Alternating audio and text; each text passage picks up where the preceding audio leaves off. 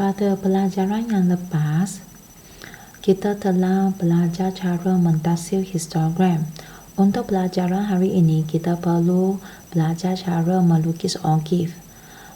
Paksi S terdiri daripada sepadan atas. Kita perlu ada tambahan satu kelas sebelum. Ini adalah berbeza dengan poligon kekerapan. Poligon kekerapan perlu ada tambahan dua kelas, iaitu sebelum dan selepas. Kemudian paksi Y terdiri daripada kekerapan longgokan. Kita lihat latihannya. 7.1.3 membina ogif bagi satu set data terkumpul dan seterusnya menentukan kuartil. Latihan kendiri 7.1C muka surat 210. Soalan 1. Jadual kekerapan di sebelah menunjukkan markah bagi 100 orang.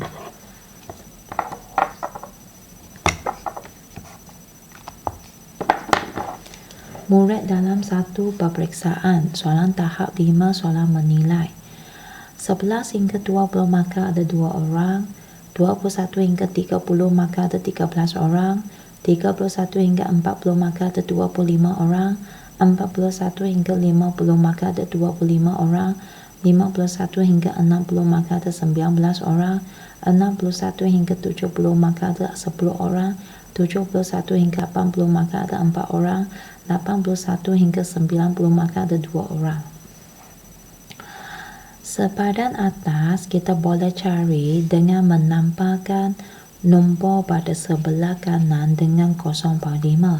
Tetapi ini merupakan ogif, kita perlu ada tambahan satu kelas. Okey, iaitu 10.5 kerana 10 tambah dengan 0.5.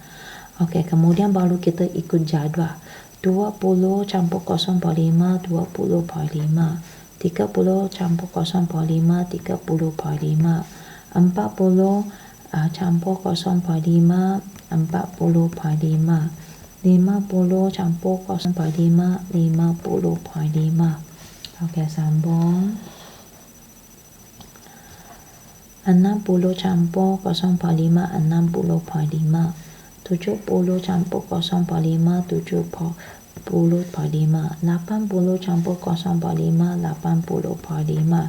90 campur 0.5, 90.5. Okey. 10.5 merupakan kelas tambahan. Dengan ini kekerapan adalah kosong. 20.5 ada 2. 2 campur kosong kita ada 2. 30.5 ada 13. Campur 2 ada 15. 40.5 ada 25. Campur 15 ada 40. 50.5 ada 25. Campur 40 ada 65. 60.5 ada 19. Campur 60, 65 ada 84. 70.5 ada 10. Campur 84 ada 94. 80.5 ada 4. Campur 94 ada 98. 90.5 ada 2. Campur 98 ada 100.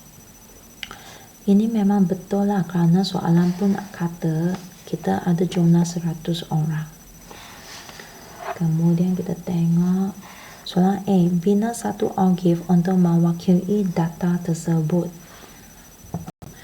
Okey, kita buat paksi X-nya. Paksi X. Kemudian ada anak panah. Okey, tulis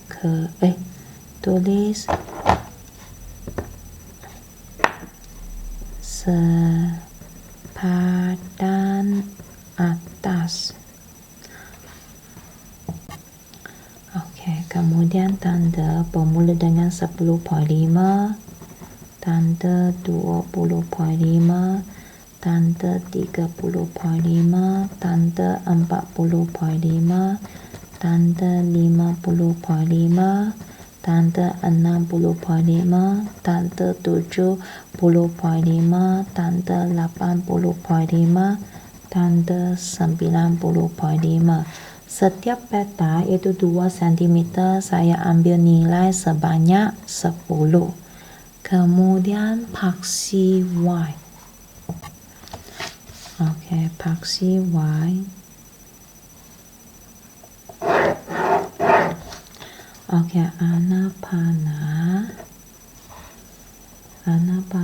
Kemudian saya tulis kekerapan longkokan.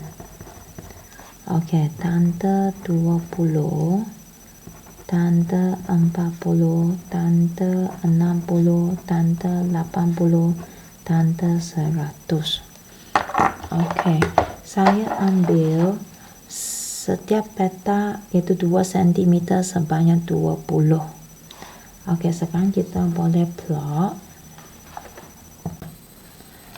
10,50, 20,52. Oke, sini ada 10 garis bernilai sebanyak 20, bermaksud satu garis adalah bernilai 2. Satu garis. Kemudian 30,5, 15. 30,5. Oke, 15. Oke. 1, 2, 3, 4, 5. Ini 10. Kemudian 12, 14. Kemudian 15 berada di tengah-tengah. 40,5, 40 di sini. 50,5, 65. Oke, sini 60, 62, 64, lepas itu di tengah-tengah. 60,5, 84, 80, 82, 84, 70,5, 94. Sini 90, 92, 94, 80,5, 98. Oke, sini 90, 92, 4, 6, 8. Kemudian 90,5, 100. Oke, kita sambungkan semua titik persilangan.